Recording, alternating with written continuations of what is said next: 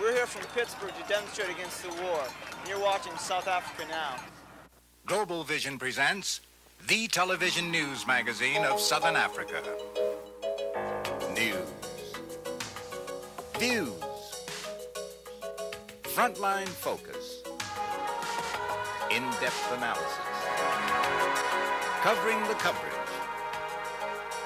Cultural features.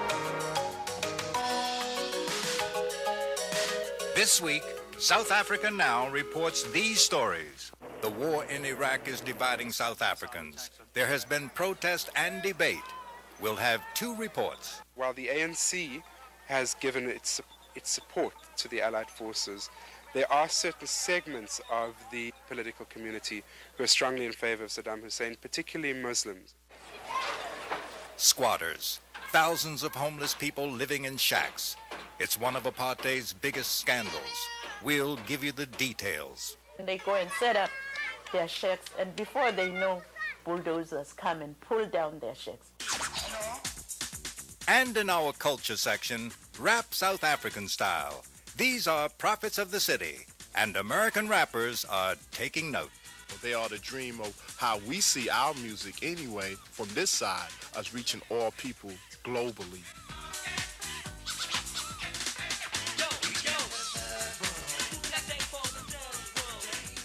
All these stories and more, but first, the uncensored news with Phillip Tomlinson and Thandeka Gqubule. Welcome to a new and what may be the last season of South Africa Now, the only television program in the world that covers Southern Africa through the eyes of the people who live there. We welcome new viewers just joining us. Each of our programs has 3 segments, beginning with this, the latest news. ANC leader Nelson Mandela and Inkatha chief Buthelezi finally met January 29th to begin a much-debated, hoped-for, and frequently postponed personal meeting. What can come out of this process? As war tears up the Middle East, is peace any nearer in South Africa? Buthelezi had sought a meeting, and Mandela even wrote to him from prison. Mandela appeared to want the meeting, but his ANC colleagues argued that a one-on-one meeting could convey the impression that a regional figure like Buthelezi was on the same level as a national figure like Mandela. But although he's been called a man without a policy, the ANC could not successfully isolate Buthelezi, who now claims 1.9 million members in his new party. Many analysts have argued that even though his base is tribal, his political presence must be acknowledged, and Buthelezi has sought to make himself, in the words of the magazine Africa Report, the man you can't ignore. With his power base atop a South African government-funded homeland, KwaZulu, he commands significant resources. His police force has been trained by Pretoria, and his government dispenses favor, patronage, and jobs, keys to commanding loyalty. ANC militants say, through brutal violence carried out by his Inkatha loyalists, Buthelezi wants to shoot his way to the negotiating table. But even if the ANC wanted to ignore him, they cannot do so. Hence the Mandela-Buthelezi meeting. South Africa Now correspondent Kenneth Dan covered this historic event, and he filed this report on the phone from Johannesburg. The mood in the country is optimistic that the meeting is at least a symbolic gesture towards solving the differences between the two organizations. Both leaders, however, cautioned that instant solutions to the fighting should not be expected from today's session. Mr. Buthelezi stated in his opening address that Inkatha would have to be accepted by the ANC as a legitimate political organization if hostilities were to end. For his part, Mr. Mandela said the ANC is not leveling blame at any party for the violence and called for continued dialogue with Inkatha. This is Kenneth Dan for South Africa Now from Johannesburg. There have been protests against the Gulf War in South Africa too. Some Muslim groups are pledging support for Saddam Hussein, with some leaders actually asking President de Klerk for permission to send volunteers to back Hussein. South African Broadcasting covered this development for the CNN World Report. This group of Muslims from a variety of community organizations held a mass prayer meeting in the provincial capital of Pietermaritzburg. They believe that ultimately the power of prayer will end the war and unite all Muslims. In the meantime, they've lobbied the South African government not to support the Allied forces fighting Saddam Hussein. This is not a South African issue. It is a Muslim issue in the whole world. The Muslim is one nation. It is not confined to borders like South Africa, Botswana, Swaziland, and Lesotho. It extends beyond those borders. So we are one throughout the world. We are one spirit. So it will not affect. We do not attack anybody in South Africa. We pray for peace for both the Allied forces and for the Muslim forces. We are not against Britain, America, or France as such. We're not even against the soldiers that are involved in the battle. We're against the imperialist governments for starting this aggression against Iraq and the Muslim people. Foreign Minister Botha, who's been following the Gulf action on CNN, reiterated South Africa's support for the Allied war effort, support which has been conveyed by telephone to the White House. Botha also slammed right-wing Afrikaner leaders who have either come out in support of Iraq or adopted a neutral stance. I was astounded to find that the leader of the Conservative Party himself issued a statement which is really regarded as a pro-Saddam stand. You cannot get away with saying, but look, I'm standing for neutrality. We ought to be neutral. You cannot be neutral in a matter of this nature. One cannot be neutral towards brutality, towards murder, aggression, and the application of violence and conflict to reach political objectives. South African Jews, fearful of harm coming to family and friends in the Scud missile attacks on Israel, have held vigils at local synagogues. Many, recalling the horror of past Middle East wars, have spent time praying for peace. In South Africa, religious fervor and nationalist sympathies appear to have edged out the principal issues in the Gulf debate. As some media critics in the U.S. criticize television news coverage of the Gulf War for being a transmission medium for Pentagon pronouncements, similar voices are being heard in South Africa, where government-sponsored broadcasting is increasingly relying on CNN for its coverage of the crisis. We spoke to Mark Gevisser, who's been writing about the issue for the Weekly Mail. We in South Africa have got this news as much as, you could say I've got this news as much as anybody else has. I've been watching hours of CNN ever since this happened. I've been particularly struck at how I almost find the CNN coverage propagandistic, and it all seems to be hype. Gevisser says that many South Africans are also concerned by a lack of reporting on the anti-war movement. In the 6 or 7 hours that I've watched CNN, and that in all South Africans have watched CNN, I only saw 2 very brief clips of protests within America, and saw absolutely no information or coverage or figures or estimates about what the death toll in Iraq might be. It's almost as if, if I were to believe the news I've heard on CNN, I would imagine that the Americans swooped in, they bombed these missiles, and they swooped out, and people weren't involved at all. The Weekly Mail critic notes that the media's preoccupation with the Gulf has overshadowed the crisis in South Africa. The Gulf events have overshadowed South African events ever since the invasion. There's been very little reporting of this whole third force destabilization in the townships because America's been so fixated on what's been happening in the Gulf. So I'm quite sure that trend will continue. Inside South Africa, thousands attended a mass funeral for the victims of the so-called Vigil Massacre in the town of Sebokeng. The ANC charged that the police were directly responsible. Also being protested are what is being called a wave of terror against union leaders. Emily Kasriel reports in this week's Labour Watch. This is Chris Dlamini, the Vice President of the Congress of South African Trade Unions. He is seen here visiting the headquarters of the AFL-CIO as part of the Mandela delegation last summer. On the 17th of January, 4 armed men, with their identities concealed, entered a union office near Johannesburg looking for Dlamini. They said they were from the police, but refused to reveal their identity. This is Moses Mayakizo, seen here after being acquitted of treason in the Delmas trial. He is the head of the Metalworkers Union, the equivalent of our auto workers. On the 14th of January, one of their offices was the target of an arson attack. On the 17th of January, another union leader was reportedly abducted by policemen in disguise. The union say elements of the security forces have been involved in these attacks. John Hudson of the Amalgamated Clothing and Textile Workers Union works closely with unions in South Africa. I'm not surprised at all that the reactionary forces have chosen to attack Cosatu at this time. They've consistently represented the most highly organized, mobilized, and motivated forces in the country. They have the prospect of exercising great economic power in addition to the political power that they clearly represent. These kind of attacks have been part of Cosatu's history.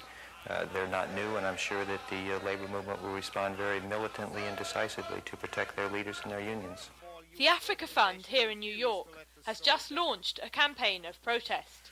What we are asking people to do is demand that the U.S. government put pressure on the de Klerk government to first restrain its security forces, second, that it investigate these attacks fully, and third, basically create a climate where attacks like this can't occur. For South Africa Now, this is Emily Kasriel reporting. There are reports that the de Klerk government is planning a major cabinet reshuffle on the eve of a new parliamentary session in which reforms of key apartheid laws are expected. 5 senior ministers are being assigned to negotiate the terms of a post-apartheid constitution with leaders of the black majority. The ANC, meanwhile, has announced plans for a new wave of protests to coincide with the February 1st opening of Parliament.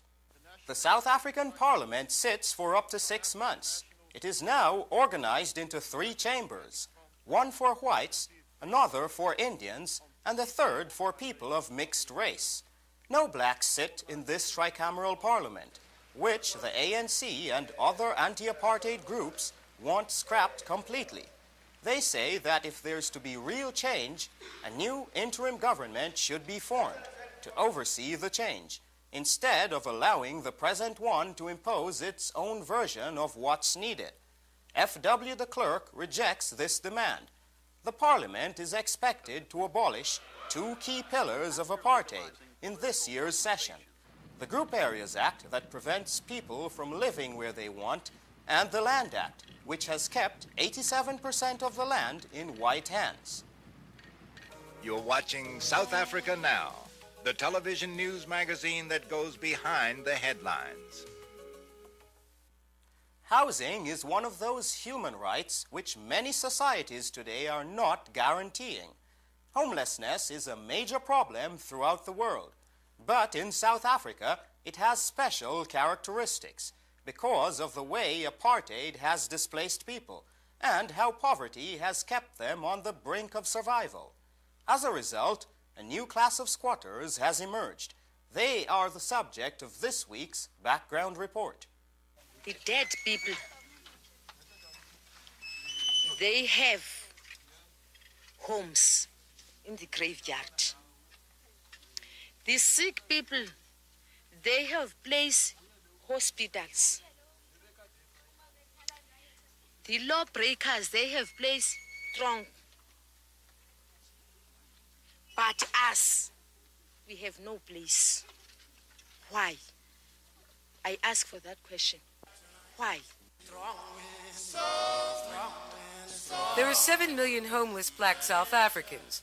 1 out of every 5 live in squatter camps. In shacks they rent or construct themselves out of corrugated metal, wooden planks, plastic and cardboard. Their communities have no running water, electricity, heat or sanitation. Many are unhealthy. Some are built on garbage dumps. The place is where we are. It was also where the government itself and the municipalities were dumping rubbish here. That means we ourselves, we are also rubbish in this place here because we were also dumped on top of the rubbish. By forcibly relocating nearly 4 million blacks into the barren and isolated homelands, apartheid itself created the conditions for homelessness. Many seeking employment were drawn to urban areas where they could find no place to live in the overcrowded townships. Squatting is a phenomenon by which our people have resisted the land policies of the government. Because where the government determined that Africans were not supposed to be in certain parts of the country. In order to make sure that they would not be there, the government refused to develop housing infrastructure for them. And that placed people in a position in which they were then compelled to take action to settle on land where they were not supposed to settle and to develop informal housing units. These communities of squatters spotlight a larger scandal.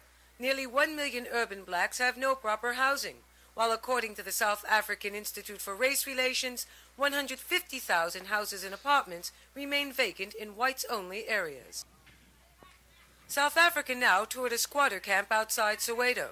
The people there told us about the conditions they face every day.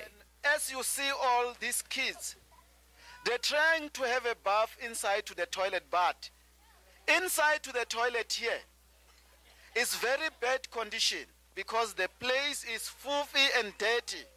We're paying the rent, but we don't know what we're paying for. Our guide, Mr. Pacelli, is a squatter and an activist with Operation Homeless.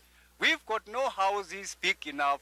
We've got families in here, and then we share a very small place like this one with a family of 6 to 8 that we live like sardines in our houses. And then the place is filthy. The people doesn't collect the garbage from the municipality, which we were promised. So most of the time, these kids are getting so much sick. Despite the electrical wires overhead, this squatter camp has no electricity and only the barest facilities. At night, you can't go to the toilet because we are afraid the toilets are very far and there's no doors in the toilets. We use buckets in our houses at night because when you've got a running stomach, you cannot go out to the toilet because it's about half a mile from where you stay. Transportation is another problem for those who find city jobs because these camps are far away from commuter trains. I leave at 6 o'clock in the morning and I came 5:30 in the night. Women must walk long distances to reach public taps for water. Exhausted mothers worry about their unattended children. We haven't got a school here and we haven't got the crash for the small children. And the other girl just brought another, this one of mine, the little one, she bring it back home. Otherwise, she was lost. What makes their situation more treacherous has been the way local authorities have dealt with squatters, often by sending in bulldozers to destroy the homes they have constructed. So they will wait when people have gone to work and they'll just come and then just simply run those things down with the furniture and everything in the house and break things to pieces. Fires have been started in informal settlements, and so people's properties get burned down and so on, and it makes them insecure, of course, and it forces them to go out of the places. But many stay and fight for the survival of their communities. There has been quite a bit of protest by women in the squatter camps. As you know, most of the time they are the ones who set up their shacks, and it's been sort of like a tradition for them to defend their homes against any invaders. The government has allocated funds for building new homes and has encouraged private business to do the same. However, these houses cost more than what most blacks can afford. Just to feed the kids and to get dressed, that's all. We can't afford to buy for the houses for 50-something thousand. It's very high for us. Government-controlled television reported that some town authorities are meeting with squatters, especially in places where their communities are moving closer to white areas. Part of you wake up one morning, as I said, you think it's dreadful, it's raining, and you're saying to the children, and they're upset because they know that people are living there and the rain's going in or the wind's blowing, so you feel guilty. Another day you're angry because your privacy has been violated. Nowhere is the gap between white wealth and black poverty more pronounced than in South African squatter camps. The growing plague of homelessness will pose one of the greatest challenges to any future South African government. For South Africa Now, this is Nadja Smith reporting.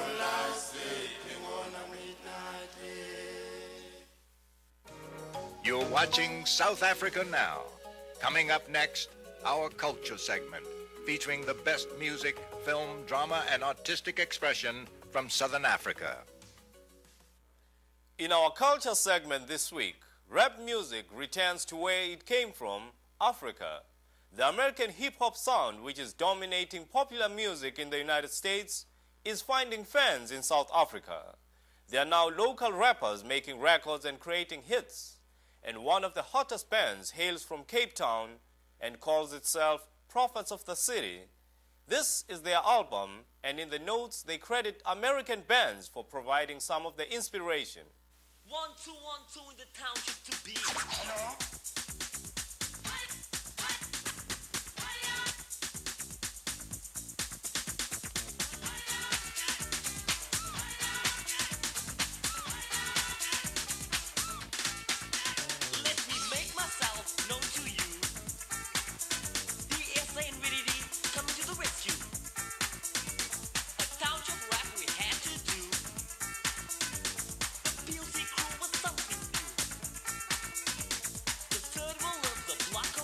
Prophets of the City are based here in Cape Town, a city of many different cultures. They have been influenced by the international appeal of hip-hop, but retain a distinctive South African beat.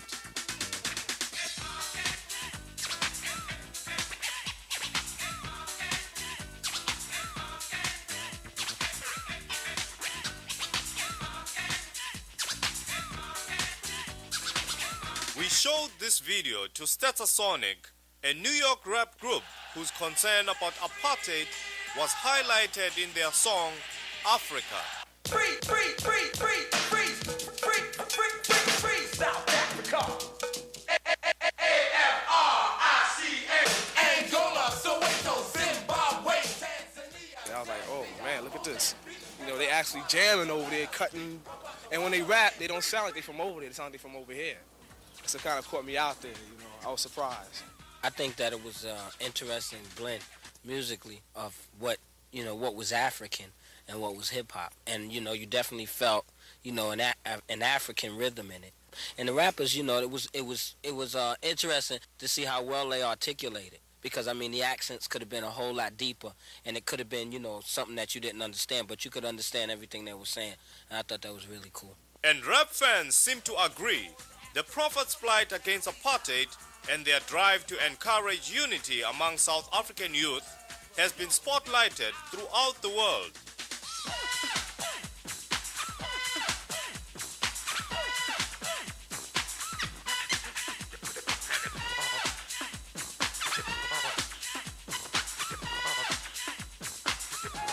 Prophets of the city, they are the prophets of the city. You know, they are the dream of how we see our music anyway from this side, us reaching all people globally, all over the world over, and we're just happy to be a part of that history. We created a new type of fusion with our cultural music to get you moving. Forget your blues, start grooving and doing your dance. There's no stopping your hands, clap to the township rap. The future is taking shape. Artificial reality is clouding the landscape. Moving swiftly like a dream. Sometimes missing the occasional scream.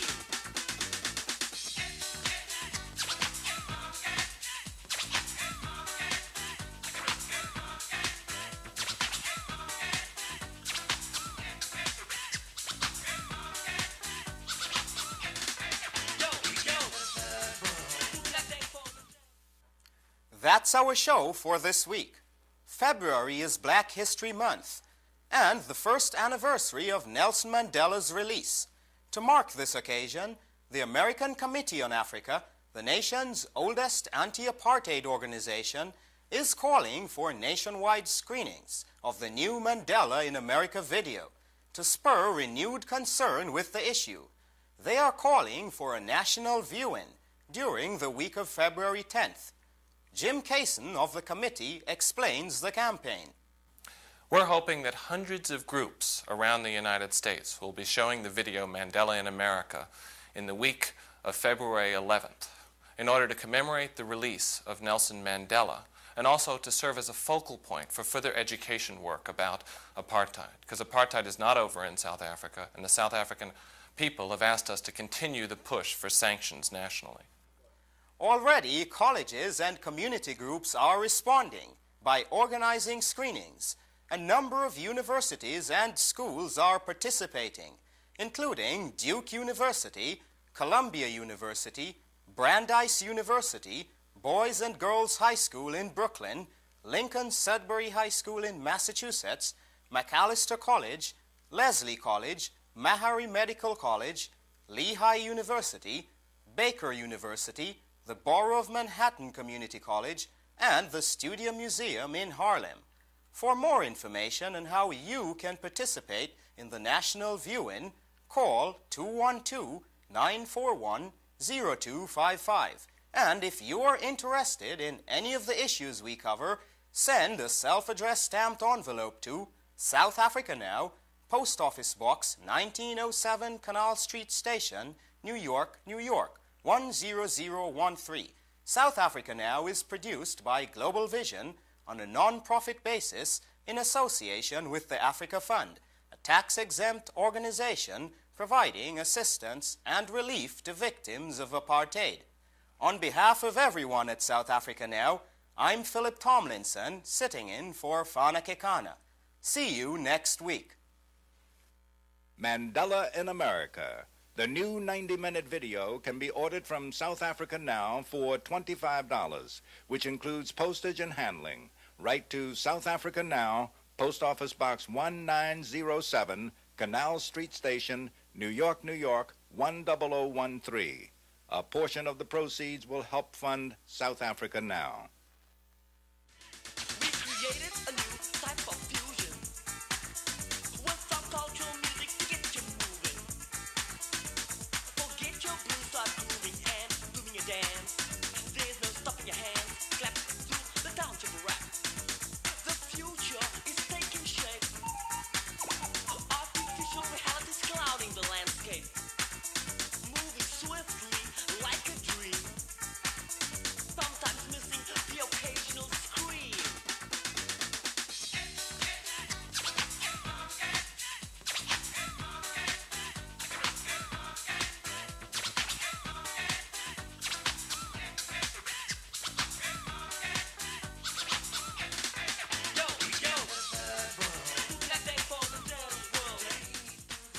South Africa Now is also supported by public television viewers like you.